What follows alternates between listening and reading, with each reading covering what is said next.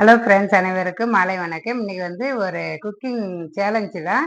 ஒரு ஒரு மணி நேரத்தில் சமைக்கணும் அப்படின்றது என்னுடைய எய்மு. டைம் எவ்வளோ நேரத்தில் நம்ம சமைச்சு முடிக்கிறோன்னு பார்க்கலாம். ஒரு 2 டிஷ்ஷு தான். அது அந்த டைமுக்குள்ளே செய்கிறோமா அப்படின்றத தான் இன்னைக்கு வீடியோவாக பார்க்க போகிறோம். டைம் 12:50, கரெக்டாக 1:50 நம்ம சமைக்கணும். பார்க்கலாம் அதுக்குள்ளே நம்ம சமைச்சு முடிக்க முடியுமான்னு. இன்னைக்கு நண்டு இறா தான் செய்ய போகிறேன். நண்டு கிரேவி மாதிரி, நண்டு குழம்பும் கொஞ்சமாக அப்படியே மிளகாத்தூள் போட்டு தோசைக்கல்லில் வறுக்கிறதுக்கு தான். அதுக்கப்புறம் கீரை சாம்பார், கொஞ்சமாக முருங்கீரை இருக்குது, அது கொஞ்சம் சாம்பார் வைக்கலான்னு பருப்பு வச்சுருக்கேன். இது முட்டை வெந்துட்டு இருக்குது. இது குழம்புக்கு வானலும் கழுவி ரெடியாக வச்சிட்டேன். இது நண்டு கிரேவி குழம்புக்குமே வெங்காயம் தக்காளியும் கட் பண்ணி வச்சிட்டேன். இப்போ வானலில் எண்ணெய் ஊற்றிக்கிறேன். இது இறா குழம்புக்கு. இது எண்ணெய் நல்லா காஞ்சதும் கடுகு சேர்த்துக்கிறேன். இப்போ இந்த பக்கம் நண்டு கிரேவியுமே வானல் போட்டுட்டேன்.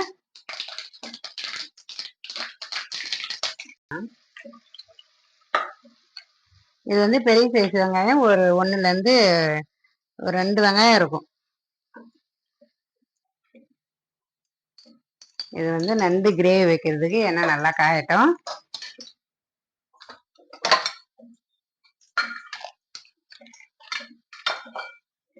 வெங்காயம் நல்லா இந்த அளவுக்கு வதங்கணும். பெரிய சைஸ் தக்காளி ஒன்று கட் பண்ணி வச்சுருந்தேன், அதையும் சேர்த்துக்கிறேன். ஏன்னா நம்ம டெய்லி ஒர்க்கிங் டேவில் தான் சமைக்கிறோம், கடன்னு சமைக்கிறோம். அந்த டைமில் சண்டேவுமே நம்ம அந்த மாதிரி சமைச்சா எப்படி இருக்கும், சண்டேவுமே நம்ம கடன்னு அந்த மாதிரி அந்த டைமுக்குள்ளே சமைக்கலாம் அப்படின்ட்டு யோசித்தேன். அதனால தான் இன்னைக்கு சமைச்சு பார்க்கலாம் அப்படின்னு. ஏன்னா ரொம்ப லேட் ஆகிடுது இல்லையா சண்டேனா, அதனால தான் இன்றைக்குமே நம்ம ஒரு டைம் வச்சு சமைக்கலான்ட்டு தான் ஓரளவு காயெல்லாம் ரெடி பண்ணி வச்சிட்டேன், அரிஞ்சு வச்சிட்டேன். அதே மாதிரி இறா நண்டு எல்லாத்தையுமே க்ளீன் பண்ணி வச்சிட்டேன். இப்போ நண்டு கிரேவிக்கு எண்ணெய் ஊற்றி நல்லா காஞ்சதும் பெருஞ்சீரகம் சேர்த்துக்கினேன். ஒரு 1/2 ஸ்பூன் அளவுக்கு பெருஞ்சீரகம் சேர்த்து தான் வெங்காயம் சேர்த்துக்கலாம். வெங்காயம் கொஞ்சம் நிறைய போட்டால் தான் கிரேவி நல்லாயிருக்கும். அதனால் ஒரு 3 மீடியம் சைஸ் வெங்காயம், ஒரு 3 வெங்காயம் சேர்த்துருக்கேன்.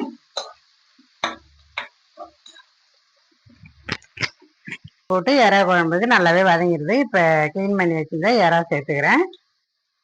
மஞ்சத்தூள் போடல, இப்போ தான் க்ளீன் பண்ணேன். உடனே கொஞ்சம் லேட்டாக வருமானா மஞ்சத்தூள் சேர்த்து வச்சுருவேன். இப்போ உடனே தானே செய்ய போகிறோன்றதுனால நான் மஞ்சத்தூள் சேர்க்கல. இப்போ இது கூடவே முருங்கைக்காய், ஒரு உருளைக்கிழங்கு எடுத்து கட் பண்ணி கழுவி அலசி வச்சுருக்கேன், அதையும் சேர்த்துக்கிறேன். முருங்கைக்காய் உருளைக்கிழங்கு போட்டு வச்சா இறா குழம்பு நல்லா டேஸ்ட்டாக இருக்கும். அதனால் முருங்கைக்காய் உருளைக்கிழங்கு தான் போட்டு வைக்கிறேன். மஞ்சத்தூள் ஒரு ஸ்பூன் மஞ்சத்தூள் சேர்த்துக்கிறேன். இது கிரேவி மாதிரி வைக்கணும் அப்படின்றதுனால வெங்காயம் ரொம்பலாம் வதங்கணும்னு அவசியம் இல்லை, கொஞ்சம் இந்த அளவுக்கு வதங்கினாலே போதும். தக்காளி சேர்த்துக்கிறேன். இதுக்குமே பெரிய சைஸ் தக்காளி ஒன்று கட் பண்ணி வச்சுருந்தேன், அதையும் சேர்த்துக்கிறேன். ஏன்னா அப்போதான் ரொம்ப வதங்கிட்டுனா நம்மளுக்கு கிரேவியாக வராது. கொஞ்சம் ஒன்றும் பாதியமாக வதங்கியிருந்தால் தான் நம்ம நண்டு அந்த கிரேவி பதத்துக்கு வரும். அதனால தான் ரொம்ப வதங்க விட வேணாம். ஒரு ஸ்பூன் அளவுக்கு இஞ்சி பூண்டு பேஸ்ட் சேர்த்துக்கிறேன். முட்டையுமே நல்லாவே இந்த மாதிரி வீரல் வந்ததுனாலே வெந்துட்டுன்னு அர்த்தம். முட்டை வெந்துட்டு இப்போ சாதத்துக்கு அரிசி கழுவி ஊற வச்சிருந்தேன், அதையுமே எடுத்து வச்சுக்கலாம். அது வேகட்டும். இந்த குழம்புலாம் ரெடி ஆகிறதுக்குள்ள சாதமும் வெந்துடணும். நண்டு க்ளீன் பண்ணதையும் சேர்த்துக்கிறேன். நண்டு ரொம்ப கொஞ்சம் நல்லா இல்லை, கொஞ்சம் 2-3 நண்டு தான் நல்லா இருந்தது. மீதி ஒரு 2 நண்டு கொஞ்சம் சொலன்னு தான் இருந்தது, ரொம்ப ஸ்ட்ராங்காக இல்லை. இப்போ கரெக்டாக செல்லில் டைம் 1:09 ஆகுது இருக்குது. இது நல்லாவே வதங்கிடுது இறா குழம்புக்கு. இப்போ மிளகாத்தூள் சேர்த்துக்கிறேன். ஒரு 3 ஸ்பூன் அளவு சேர்த்துருக்கேன். இதுவுமே நண்டுமே கிரேவிக்கு மஞ்சத்தூள் போட்டு நல்லாவே வதக்கிட்டேன். இதுலேயும் ஒரு 2 ஸ்பூன் அளவு மிளகாத்தூள் சேர்த்துக்கிறேன். இப்போ மிளகாத்தூள் சேர்த்து நான் வேறு எந்த மசாலாவுமே சேர்க்கல. குழம்பு மிளகாத்தூளே போதுன்னு சொல்லிட்டு நான் வேறு எதுவுமே சேர்க்கல. இது வேற அளவு தண்ணி சேர்த்துக்கிறேன்.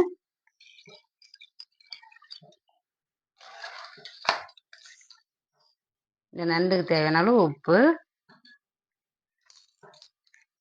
இது அப்படியே நல்லா தண்ணி வந்து சுண்டி வரட்டும். மூடி போட்டு மூடி விட்டுறேன். இப்போ குழம்புமே வந்து மிளகாத்தூள் சேர்த்து கொஞ்சம் தண்ணியுமே சேர்த்துட்டேன். இப்போ வந்து கொஞ்சமாக திட்டமாக தண்ணி சேர்த்துக்கிறேன். கொஞ்சம் திக்காக இருந்தால் நல்லாயிருக்கும் குழம்பு, அதனால் தண்ணி சேர்த்துக்கிறேன். இன்னும் வந்து ஒரு கொதி வந்ததும் புளி கரைச்சி சேர்க்கணும். புளியுமே வந்து குழம்புக்கு ஊற வச்சுருக்கேன். இது அப்படியே ஊறட்டும். இப்போ குழம்பு நண்டு ரெடி ஆகிறது உள்ள வேக வச்ச முட்டையை வந்து உரிச்சு வச்சிடுறேன்.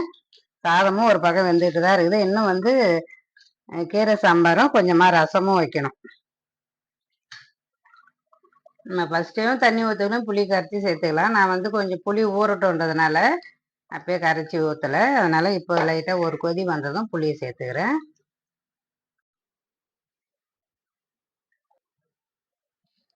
இப்போ வந்து டைம் வந்து கரெக்டாக 1:29. குழம்புமே வந்து நல்லாவே ரெடி ஆயிடுச்சு. முருங்கைக்காவுமே போட்ட முருங்கைக்காய் உருளைக்கிழங்கு ரெண்டுமே வெந்துட்டு குழம்புமே நல்லா ஒரு 20லேருந்து 25 நிமிஷத்துக்கு மேலே நல்லாவே வெந்துடுதுங்க. கொச்சிட்டு பாருங்க, முருங்கைக்காவுமே நல்லா சூப்பராக வெந்துடுது. எறா குழம்பு நல்லா சூப்பராக வந்து ரெடி ஆயிடுச்சு.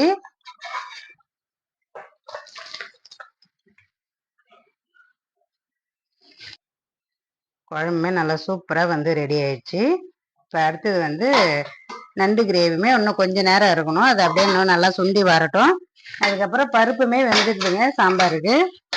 நான் வந்து ரொம்ப கடைஞ்சி வைக்கல, அப்படியே இந்த வெந்துக்கிற பருப்பு மட்டும் போதுன்ட்டு அப்படியே தான் வைக்க போகிறேன். கொஞ்சம் கொஞ்சம் வந்து அப்படியே கொஞ்சம் திரி திரியாக பருப்போடு இருந்தாங்க அந்த சாம்பார் சாப்பிட்றதே எனக்கு ரொம்ப பிடிக்கும். அதனால நான் அப்படியே தான் வைக்க போகிறேன். வெந்துடுது, சாதம் எடுத்து வடிச்சுக்கிறேன். சாதமும் ரெடி ஆயிடுச்சு.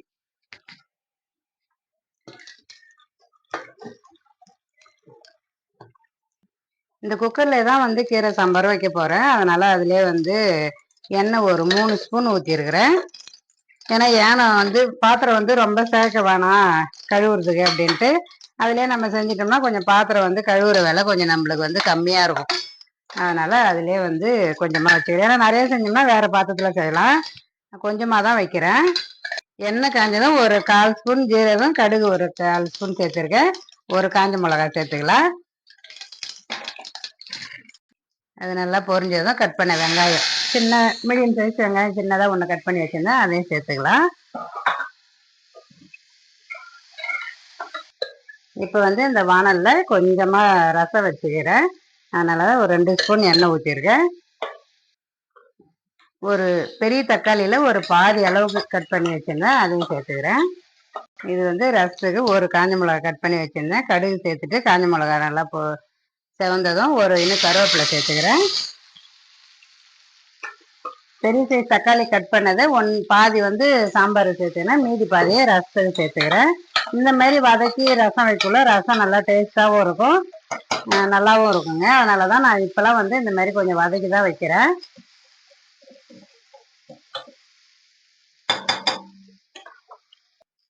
தக்காளி கொஞ்சம் நல்லா வதங்கணும், தட்டி வச்சு பூண்டு சேர்த்துக்கிறேன். இப்போ வந்து எந்த அளவு நம்ம ரசம் வேணுமோ அந்த அளவு தண்ணி சேர்த்துக்கலாம். கொஞ்சமாக வந்து புளி தண்ணியும் சேர்த்து அதுலேயே ஒரு கொதி அப்படியே வரட்டும். உங்களுக்கு எந்த அளவுக்கு ரசம் வேணுமோ தக்காளி வதங்கணும்னா அதுலேயே புளி தண்ணி எந்த அளவுக்கு வேணும் ரசம்ன்றதை அதுலேயே தண்ணி சேர்த்துக்கோங்க. இன்னும் ரசப்பொடி சேர்க்கணும். அதனால வந்து எனக்கு வந்து இந்த அளவுக்கே ரசம் போதும், ரொம்ப வைக்கல. ஏன்னா கொஞ்சம் சாம்பாரும் வைக்கிறோம், அதனால ரசம் வந்து கம்மியாக தான் வைக்கிறேன். இதுக்கு தேவையான அளவு உப்பு சேர்த்துக்கிறேன். கரெக்டாக வந்து மணி 1:41 ஆயிடுச்சு. அது உள்ள ஒன்று ஒரு 10 நிமிஷத்தில் முடிச்சிடணும். ரசம் வந்து புளி தண்ணி தக்காளி சேர்த்து கொதிக்க ஆரம்பிச்சு கொஞ்சமாக மஞ்சத்தூள் சேர்த்துக்கிறேன். ரசப்பொடி நான் ஆல்ரெடி அரைச்சி வச்சுருந்தேன், அதுவுமே ஒரு 1.5 ஸ்பூன் சேர்த்துக்கலாம். சின்ன டீஸ்பூனில் தான் 1.5 ஸ்பூன் சேர்த்துக்கிறேன். கொஞ்சமாக பெருங்காயத்தூள். ரசம் வந்து நல்லாவே கொதி வர ஆரம்பிச்சுது, ரொம்ப நேரம் கொதிக்கூடாது. பெருங்காயமும் சேர்த்தாச்சு.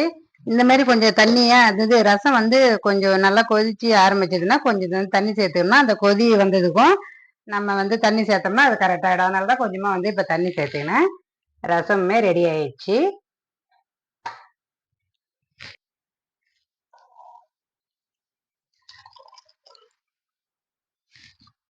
இப்போ சாம்பாருக்கு வெங்காயம் தக்காளி பூண்டு எல்லாமே சேர்த்து நல்லாவே வதங்கிடுது. இப்போ பருப்பு சேர்த்துக்கிறேன்.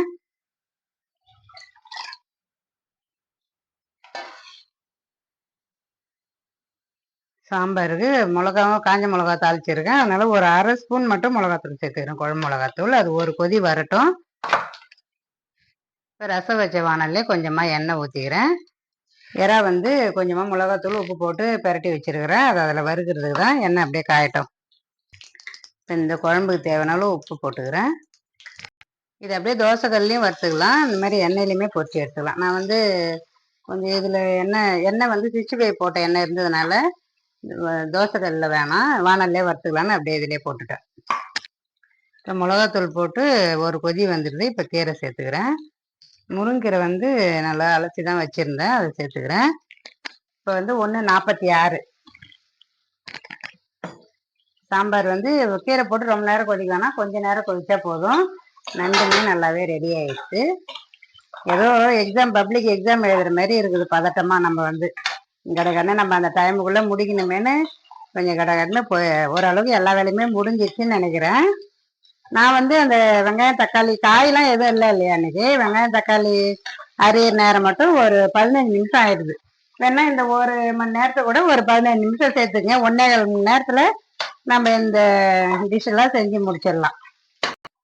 கீரை சேர்த்துக்கலாம். நல்லாவே திக்காயிடுது. நண்டுமே போதும், எடுத்துக்கலாம். இந்த மாதிரி கொஞ்சம் கிரேவி மாதிரி இருந்தால் சாதத்துலேயும் போட்டு பேசிஞ்சு சாப்பிட்டுக்கலாம். அதனால வந்து இந்த அளவுக்கு போதும். ஸ்டவ் ஆஃப் பண்ணிக்கிறேன். சாம்பாருமே வந்து நல்லா ரெடி ஆயிடுச்சு.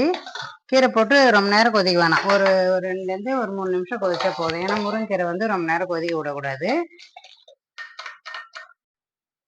கொஞ்சமாக வந்து தேங்காய் பூ. இறாவுமே வெந்துடுச்சுங்க.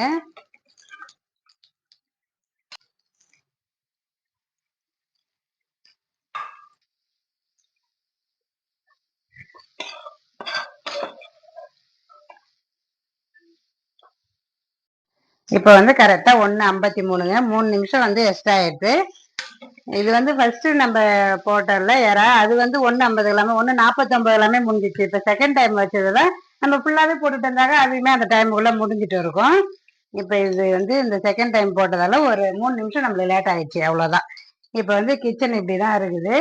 கிச்சன் ஷெட்லாம் இனிமேல் தொடச்சி முடிச்சுட்டு அதுக்கப்புறம் கொஞ்சம் சமைச்ச பாத்திரம் கொஞ்சம் இருக்குது, அதையும் கழுவி விட்டோம்னா அவ்வளோதான். சேலஞ்ச் வீடியோ வந்து முடிஞ்சுது. சூப்பராக வந்து நம்ம வந்து 1 மணி நேரத்தில் வந்து அழகாகவே சமைச்சு முடிச்சிட்டோம். சூடான சாதத்துக்கு நல்லா சூப்பராக வந்து முருங்கைக்காய் உருளைக்கிழங்கு போட்டு எறா குழம்பு பார்க்கவே நல்லா சூப்பராக இருக்குது. டேஸ்ட்டுமே நல்லா இருக்குது. அதுக்கப்புறம் நண்டு கிரேவி மாரி இல்லை, வறுவல் மாரி இல்லை, அப்படியே கொஞ்சம் நல்லா அந்த இது சாதத்தோட பேசி சாப்பிட்றதுக்கு அந்த மாதிரி வச்சிட்டேன். அதுக்கப்புறம் வந்து நல்லா முருங்கீரை பருப்பு குழம்பு, அதுக்கப்புறம் நல்லா சூடான ரசம், அதுக்கப்புறம் அவிச்ச முட்டை, அதுக்கப்புறம் எறா வந்து வானலில் போட்டு வறுத்து எறா. அது ஜூஸும் போட்டு வச்சிட்டேங்க. ஃப்ரெஷ்ஷாக வந்து ஜூஸுமே வந்து சாத்துக்குடி ஜூஸும் போட்டு வச்சாச்சு. நம்ம எல்லாமே ரெடியாக இருந்ததுன்னா கடகடன்னு வந்து 1 மணி நேரத்தில் சமைச்சிடலாம் அப்படின்றதுக்காக தான் இன்றைக்கி எடுத்து பார்க்கலாம், வீடியோவில் நேரம் ஆகுது அப்படின்றது தான். கரெக்டாகவே நம்ம வந்து 1 மணி நேரத்தில் சமைச்சு முடிச்சாச்சு. சூப்பராக உங்களுக்கு எங்கள் வீட்டு சண்டே சமையல் பிடிச்சிருக்குன்னு நினைக்கிறேன். பிடிச்சிருந்தா லைக் பண்ணுங்கள், ஷேர் பண்ணுங்கள், கமெண்ட் பண்ணுங்கள், மறக்காமல் சப்ஸ்கிரைப் பண்ணுங்கள். பாய்.